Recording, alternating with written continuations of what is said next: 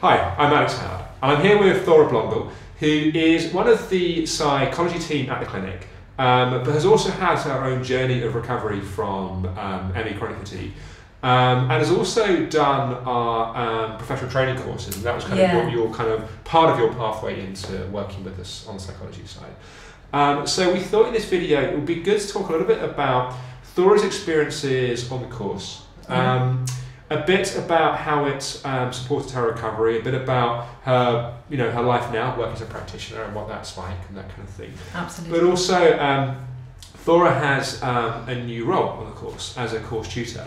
So we thought we'd talk a little bit about what that involves and how that works as well. So maybe Thora, a good starting point was when you first decided to do the training course, what kind of your reasons and your motivations were for doing it?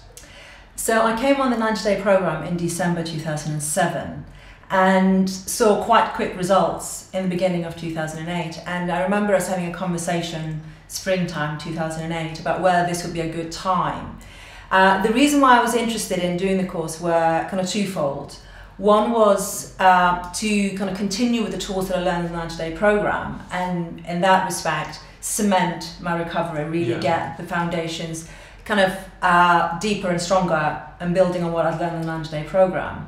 But also in the year sort of leading up to that, I had been looking particularly at life coaching, and I was interested in positive psychology, which is a whole discipline in and of itself. So I was interested in that area anyway, and I was completing an MA in cultural studies focusing on behaviour and things like that. So this all tied in together in my interest area, which was to combine kind of academic and practice together. And to do this training course felt like a way of actually doing the two in the same kind of way. Yeah, no, that makes a lot of sense. And what I'm wondering about your experience being on the course, using it as part of your own recovery, so your own kind of self-development and that kind of thing, but also then opening up, learning these tools. Because I know that previously you'd had quite a lot of experiences of psychotherapy and academic kind of learning around it. Yeah. And obviously the course is very much a practical course and very much a kind of really working with patients and working with other students and friends and family and that kind of thing, rather than just a theoretically based course. So I wonder about your experiences with that. So I had, for about 13, 14 years prior to coming onto the course, I've been doing various types of retreats, psychology, psychoanalytical therapy, psychodynamic, gestalt, sort of exploring this has very much been an interest area for me. For self-development, working through stuff, and also just as a kind of growth way. And one of the things I'd kind of found in academia, having come through a BA and an MA, was that it was all quite theoretical. And what I really wanted to have access to was to have hands-on. So in a way, it was a practical approach, as well as then using my intellect and the kind of theoretical aspects of things, and finding a way of bringing the two together, rather than often they happen quite separately. So there are people kind of out there in the field working with patients, working with clients, working with real life experiences, and then you get the academics sitting in a university ivory tower somewhere, working out theoretical results or working out results to questionnaires, which are very quantitative. So it's not actually working with people in their own situations. And what I really liked about the course was that I could use as a self-development tool and kind of really further understand the tools that I had already learned, which then made them much more solid for me. So it's almost like, if you learn plumbing, if you then go on to the advanced level, you can do a lot more complex stuff. So I quite like that. So that was, and then also building up a skill base, which then I could utilize as a career, as a way of living in the world, as a way of being and engaging in, having that as a lifestyle. No, that makes a lot of sense, and I know that quite a few people that I speak to which are interested in doing the course have not been in any kind of learning environment for sometimes 20, 30 years. And one of the questions is, do I have to write essays and do lots of kind of academic work, and I always say to people that my sense is that being a really great clinician is not about being able to write theories and papers and that kind of thing. Of course you need to understand enough of that side of it to be effective working with people. But it's very much about the hands-on experience of being able to work with patients, which is critical. And so, I know there are people which could come through the training course and they could write amazing essays and first-class career-level essays and be fairly ineffective working with clients. And equally, there can be people that are fantastic practitioners that just are not naturally great at writing essays, which is why in putting together the kind of written component parts of the course, we've done as much as we can to make it as painless as possible, so people get the learning but are not having to become academics to do the course. And I think also one of the things I really like about the course and the way that it's set up is that although these are once a month weekends with quite a clear syllabus, it's also quite self-directed. So depending on what your interest area is, you can very much enhance that and focus on that. So if your interest area is really to build up the practical skill base, doing practice sessions with friends and family, expanding that, really going hands-on and exploring things in that way can be your focus. If your focus is more of the kind of reading, book reviews, things like that, and you maybe already have got some of the kind of rapport skills and sensing people and kind of being in tune with people, you can then emphasize by going more into the the theoretical, the book reviews and things like that. And because it's self-directed in that sense, you can in a way come out with the same structure as everybody else, but quite a different content, if that makes sense, because you've made the course what you want it to be. So, and also some of the tools that we learn on the course and we teach on the course, some of them might, although all of them are like tools that you have in your toolbox, but if you like using the hammer a lot, you can specialise in... I like hammering my clients. Screwdriver to screw them up, but... or unscrew them. But it's about, if like, for example, what I've seen with some of the students is they really get into EFT. And there's a lot more literature coming kind of online with EFT in the last just couple of years. So if that is really kind of what makes your heart sing, within the remit of the course, you can really run with that. Whereas if there are other aspects like the hypnotherapy or the other, that appeal to you more, you can run with that. So you've got a good, it's almost like general practice knowledge, but then you can take it to wherever you want to take it. No, I think that's a really good point. One of the things that for me was really important when we originally put the course together was doing it in such a way where people would have the full toolkit, not just NLP or hypnotherapy or just doing life coaching or EFT or whatever, but to be able to use the whole range, but then for people to develop their own personal style. And as you say, some practitioners work a lot with EFT and that's their preferred way of working. Other practitioners, work very much with the NLP techniques, and our outcome for people on the training course is the same for practitioners in the clinic, that they have a really good solid knowledge of everything, but then they can develop their own style. And I think that's really important for becoming an effective practitioner, is that you bring your own personality and your own passion into what you're doing. And that's, as part of the teaching team, that I know that's what we want to nurture, is to help you find, what kind of makes your heart sing, and then putting things in place for you to be able to go with that. No, absolutely. And I'm wondering about how the course impacted you for your own recovery as well, because I know that you've done a lot of stuff prior to the course. Some people come in having done no stuff prior to the course, but you've done quite a lot. I'm wondering how going through the course supported that process for you. Well, I think one of the things is sort of about staying on track and staying motivated throughout recovery. And I think in an ironic kind of way, the better you get, the closer you get to full health, in a way it's easier to go off track because you're sort of kind of functioning. You can get away with it more. Exactly. So coming on to the monthly weekends was a really helpful way of staying in touch with why I'm doing this. I was on my road to recovery, not because I wanted to be functionally well, but because I wanted to be really healthy and wanted to have that vitality and vigour. Excuse the cliche, you wanted optimum health. Exactly. Right. So to be tapping into that kind of, that resource, that channel every month and staying in tune, because I've made some great friends on the course and we stay in touch, and also because as part of the training you do kind of practice sessions, so I was working with people. All of that is a way of me staying in touch with a really solid, integral way of being. And integrity being the whole thing about thoughts, feelings and action, being all in line.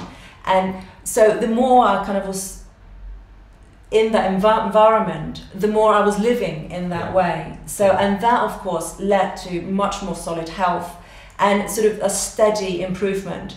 So now, you know, a couple of years on, feeling, you know, healthier and better than I've ever done. Yeah, no, that's fantastic. I'm interested just to ask a little bit about your, you know, what it's like now, having, you know, been through your own recovery journey, you know, done the training course, now being fully well, but also doing something for a living that you're really passionate about, and you know, how that is for you. Because I know that probably people watching this video, you know, there's people maybe that are interested in doing the course, wondering what happens at the end, you know, what's that like, and people go different paths. You know, some people have worked independently, some done the courses for self-development. You know, you've ended up joining the clinic team. So you know, talking to your boss, and be careful. I'm teasing you, but I mean, I wonder what that experience is like.